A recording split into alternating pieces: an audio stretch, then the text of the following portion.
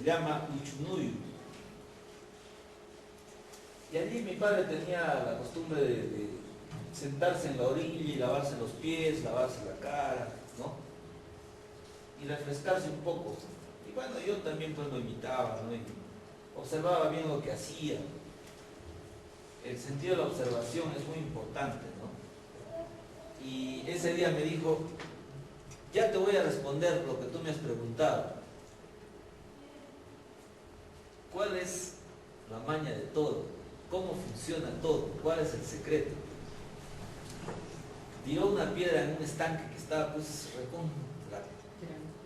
recontra hermoso, ¿no? O sea, ustedes conocen estos manantiales, estos sitios de la altura, donde el agua es cristalina, uno puede ver hasta abajo los bagres, los zapateros, estos mosquitos anfibios. Y yo estaba pues en un momento, estaba mirando así, ¿no? Abajo. Y de repente, antes de decirme nada, tira la piedra y comienza las ondas a expandirse. Pues yo me asusté, ¿no? Porque además de las ondas, vi unas líneas que cruzaban. Y me dijo, esa es la respuesta a tu pregunta. Así funciona todo. Tú lo que has visto allí es el tiempo, me dijo. Ese es el tiempo. Yo no voy a explicarte nada sobre el tiempo. Tú lo has visto. Me quedé pensando. O sea, no tenía absolutamente nada que preguntar. Me quedé maravillado de lo que había visto ahí. Me quedé mudo y sin poder hablar nada ni decir nada. Sorprendido. Es una lección magistral de un amado. Entonces cuando regreso al Cusco, cuando voy al Cusco y veo esto, me dio una alegría enorme, ¿no? Porque recordé a mi padre. Pero después me puse a llorar, ¿no? Porque todo lo que aprendí estaba ahí contenido. O sea, todo, el conocimiento estaba resumido allí. Y luego ya después me explicó que el centro es el Ucupacha, ¿no? Afuera, la periferia es el Hananpacha. Y cuando se cruzan estos dos extremos, un mínimo y un máximo, donde se cruzan, en el Taiping, allí está lo que capta nuestra conciencia. Es el Jaipacha. Entonces son dos pachas que se cruzan. Es la paridad que se cruza en un Taiping, que le decimos Jaipacha, ¿no? Entonces, allí hay mucha claridad, ¿no? Pero, ¿cómo relacionamos nosotros los tres pachas con la vida del ser humano, con la sociedad? En términos muy simples y generales, porque esto tiene mucha especificidad. Nosotros podemos desgranar mucho conocimiento de estas cosas que les estoy diciendo a grosso modo. Entonces nosotros ahí tenemos los tres animales, ¿no? En el Hananpacha tenemos el ave, en el Ucupacha tenemos el reptil y en el Jaipacha tenemos el puma o felino, ¿no? Entonces, ¿cómo nosotros debemos vivir en el Jaipacha? Como vive el felino. Fíjense, cómo vive el felino, el puma, cómo vive el gato. Los niños aprenden así. Hay una escuela muy antigua nuestra. Los niños observan los animales, tres en especial: el ave, el reptil y el puma y el felino. Y aprenden a vivir en este mundo. En este mundo tenemos que tener la guata, el estómago, bien en este mundo, en el Jaipacha. ¿Por qué? Porque si no comemos, nos enfermamos o nos morimos. Pero, como los cusqueños dicen, alin taruay, ¿no? O sea, haz bien las cosas, hay que comer bien, hay que comer bien, el equilibrio está acá. Y si nosotros comemos bien y mantenemos limpio el estómago, vamos a tener salud. Nosotros tenemos nuestro equilibrio aquí, el plexo solar. Ahí tenemos el Caipacha, ¿no? El Hanan Pacha es donde producimos nosotros nuestros pensamientos, ¿no? Y el Ruku Pacha está en la parte sexual. Por eso también el reptil es un sinónimo del instinto, de una sabiduría instintiva que no necesita pensar. Por eso el epicentro está en el Ucupacha. Pero eso también, miren los símbolos guardados en diferentes formas. Y allí tenemos una esfera, porque esta dimensión del tiempo no se da en plano, se da en esfera. Es multidimensional. Tratemos de imaginar en plano, sí, pero es muy imperfecto. En un cuadrante, como lo hace la ciencia occidental, eso también es muy deficiente. En una esfera, imaginemos cómo se dan los fenómenos en una esfera multidimensional. Hablaríamos en muchas clases, por ejemplo, cómo hizo Descartes, ¿no? Ustedes conocen el plano cartesiano, pero si vamos nosotros a conocer la matemática cartesiana, la geometría cartesiana, es un conocimiento muy pequeñito comparado con este, porque este es multidimensional. Las cosas no se dan pues con 3 dimensiones. ¿Quién ha dicho eso? ¿Por qué la ciencia occidental piensa en el eje de las Y, el eje de las X y la Z, ¿no? 3 dimensiones. O sea, esa es una forma arcaica de hacer ciencia. Y muy pronto vamos a estarles diciendo en sus universidades a los occidentales lo deficiente que es su ciencia. Pero esta ciencia hay que desarrollarla. Y la filosofía andina, que hasta las piedras tienen sexo, dice. ¿Y quién dijo eso? Que hasta las piedras tienen sexo.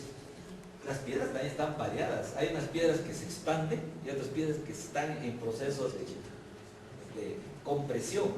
Y eso lo sabe cualquier constructor. Si no escoge las piedras que están comprimiéndose para los cimientos, ¿no? La casa va a estar pues bailando, ¿no?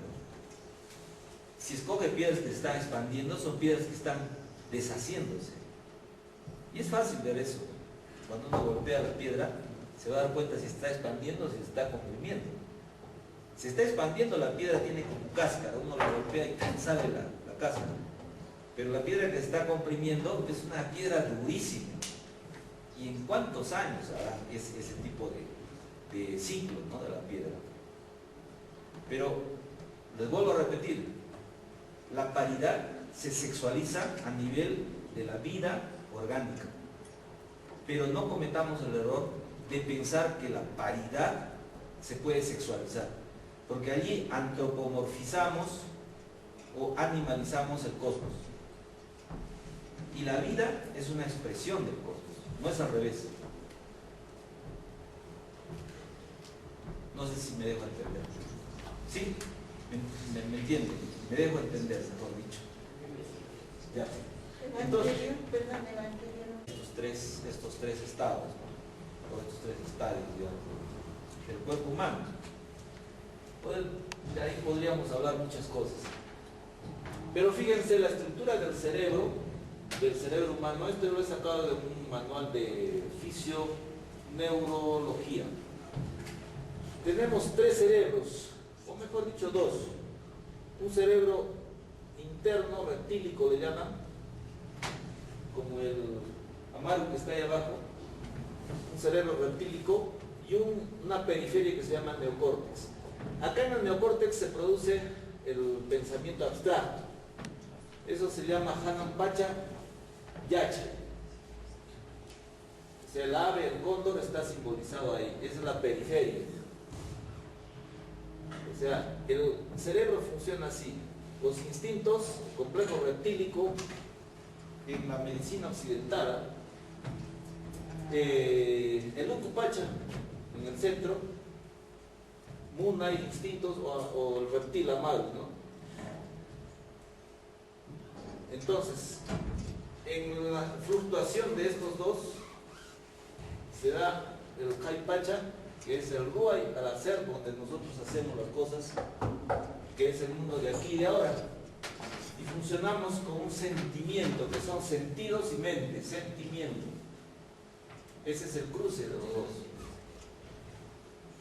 Y está simbolizado por lo que Dios decía, el gato, ¿no? Felino. Entonces, cuando a un niño se le enseña un reptil, se le dice, obsérvalo. ¿Cómo mira el reptil? Obsérvalo, cómo mira el reptil. ¿Cómo hace su cabeza? ¿Cómo mira para los costados? Sobre todo, cómo pone los ojos. El niño aprende y absorbe la energía del reptil. Y esa energía le enseña a su parte reptiliana, a su Ukupacha, a su complejo reptílico, a su parte medular, le enseña el equilibrio que tiene que tener también con la observación del ave. El ave también tiene su forma de mirar, de agachar la cabeza, y el águila cuando mira de una forma también diferente. El niño tiene que imitar. Esa es nuestra educación. La educación de nuestros niños tiene que ser observando la naturaleza y la sabiduría de los animales. Y en ese aprendizaje, observar también al felino, al gato. ¿Qué hace el gato todo el día, por ejemplo? Es un gato ocioso, ¿no? Que anda ahí echado. No, pero el gato sale a cazar, sale a hacer su casa, su papeo, ¿no? Anda buscando siempre comida. Pero el gato vive feliz, vive tranquilo. Y esa es una enseñanza también. Pero hay momentos en que uno tiene que ser también ave, ¿no? Y hay momentos en que uno tiene que ser amado, ¿no? Bueno, la organización del Tahuantinsuyo estaba pues fundamentalmente organizada por tres grupos, que si nosotros queremos llamarle grupos sociales o clases sociales, bueno, llamémoslos así. Pero además había muchos otros grupos. Si tuviéramos tiempo hablaríamos más de esto. Yo les voy a hablar de la familia de los Pumas, de la familia de los Kuntur o Guamanis, de la familia de los... ¿Qué faltaría? A ver. Amaros, Jataris, ¿no? Tres familias. Sapito también dijeron importante, ¿no? Claro, es un ratito. Es la organización básica del Tahuantinsuyo. En los ejes nosotros vamos a encontrar muchos múltiples reptiles, muchos múltiples aves y muchos múltiples felinos. Y en esa organización, en esa estructura de organización social, nuestros antepasados tenían una mecánica social que equilibraba la sociedad, una confederación. Podríamos hablar mucho más de esto, pero estamos recién recordando, ¿no?, cuál era la mecánica social de una confederación como la de Tahuantinsuyo. Allí pues tenemos nosotros la forma como identificamos fundamentalmente tres aspectos de la realidad. Ahí tienen el Hanan Pacha, Yacha y abstracciones, el Ave Guaman para la periferia, el Hanan Pacha. Tai Pacha, Dúa y sentimientos, el felino, el puma, en la intersección.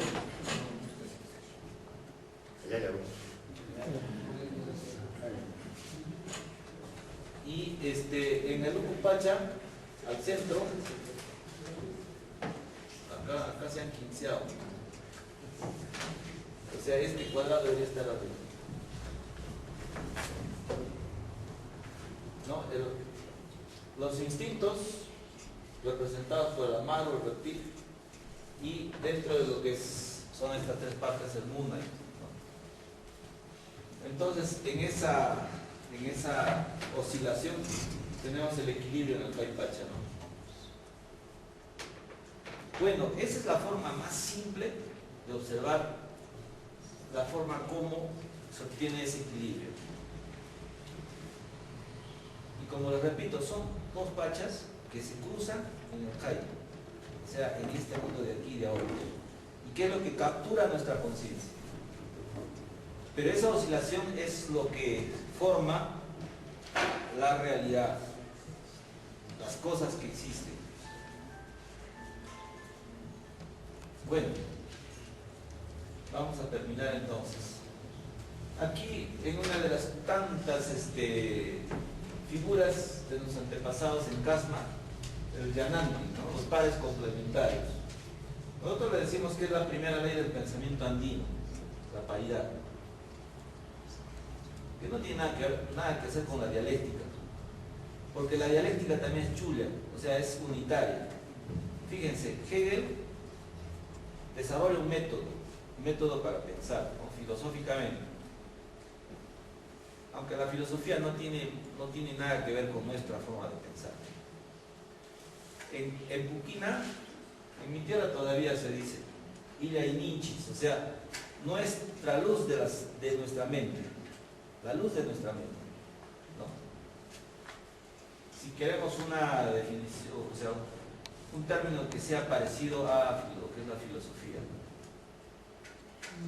Segunda ley, cualquier cantidad de símbolos, el tinku o el tinkui, o sea, pares que se complementan. ¿Cómo que se hace? Es la segunda ley. No, se complementan quiere decir de que uno de los pares tiene lo que al otro le falta. O sea, falta no es una carencia, digamos, que el hombre quiera tener, por ejemplo, las características de una mujer, ¿no? Esa es la cultura gay ya de los occidentales, ¿no? Pero como son chullas, no tienen un referente. Entonces andan pensando que la sexualidad es una elección, es una elección libre. Han perdido la conexión hasta con su materialidad corpórea, hasta con sus gónadas, con sus genes. Porque hombres y mujeres tenemos diferentes genes, cualitativamente diferentes. Por eso la paridad la primera ley es la paridad complementaria. O sea, hay dos sustancias que son complementarias, que son irreductibles una a otra. Segunda ley, el tinku, que es la fuerza gravitacional, digámoslo así, de los pares, que es una fuerza proporcional, que tiene equilibrio entre ambas. Cuando nosotros hablamos eso, decimos que, por ejemplo, ayer me preguntaba un hermano, ¿qué cosa es el AINI? Hay algunos autores, muy respetables por cierto, que dicen que el AINI es una ley moral de un Dios único y verdadero que se llama Guaira Hocha y que nos ha mandado, que nos ha dado la orden de practicar el AINI. Y podrá tener mucha razón en otras cosas, pero en eso no tiene absolutamente ninguna razón. porque nosotros nos equilibramos en Aini, porque la naturaleza misma es así. Cuando nosotros decimos el Tinku, que es esta oposición proporcional que nos hace equilibrar con nuestro par complementario, estamos diciendo de que el equilibrio es un reflejo de la naturaleza misma. O sea, uno busca equilibrarse con su par complementario, no por un mandato de Guaidajocha, que según ese autor dice que es el Dios único y verdadero, copiando a los más de la extrema derecha del judaísmo, a los sionistas. No es Yahvé, dice. No es Yahvé nuestro Dios, sino es Guaidajocha. Y los aymaras somos el pueblo escogido, no los judíos. O sea, está aprendiendo de nuestros enemigos. Está diciendo lo mismo, pero con diferentes nombres.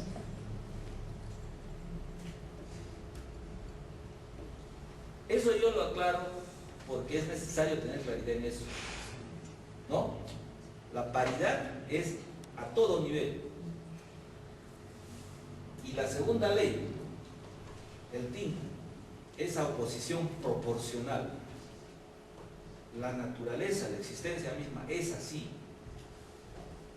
Y cuando decimos que hay, si nosotros queremos llamarlo Dios o diosa, muy bien, hagámoslo. Es la forma de explicar a un niño o a una persona que todavía no tiene mucho entendimiento esta fórmula antropomorfizada de lo que es la idea de la divinidad o la deidad. Un par también, Dios y diosa, Huiracocha y Pachacama.